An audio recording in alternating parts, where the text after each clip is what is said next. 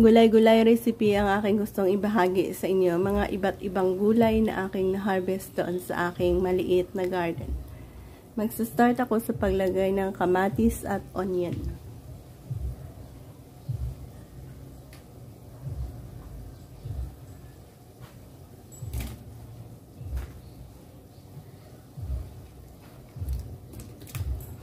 Easy na sabaw recipe. Mayroon akong nilagay na 1 cup na tubig. Isda na aking gagamitin, 4 na peraso. Yan, 4 na peraso.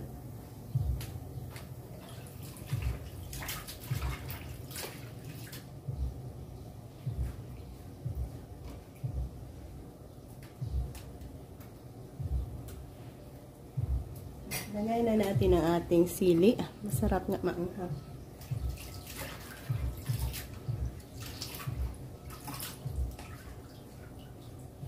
Saluyot. Yan.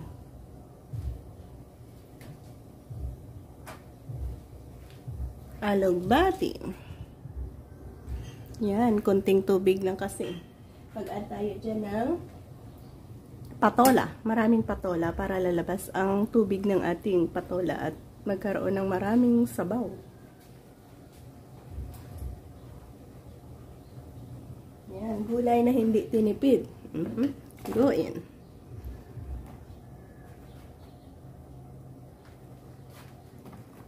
Sarap na ito. Okra. May okra rin pala. Bell pepper. Yan. At sigarilyas. Aba, isang kaldero na.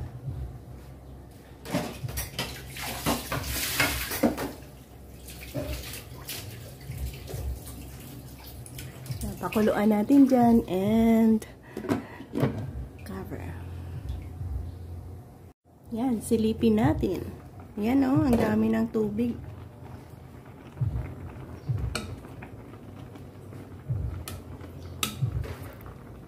Ang sarap. Sarap nito guys. Manamis-tamis ang kanyang sabaw.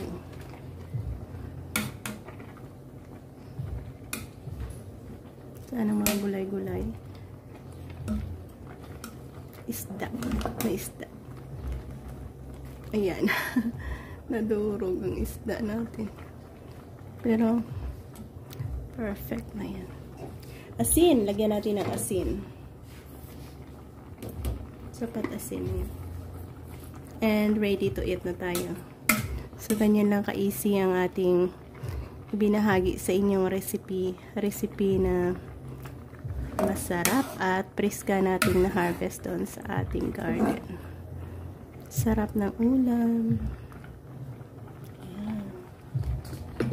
Bye-bye. God bless and thank you again. Iba't ibang klaseng mga gulay-gulay.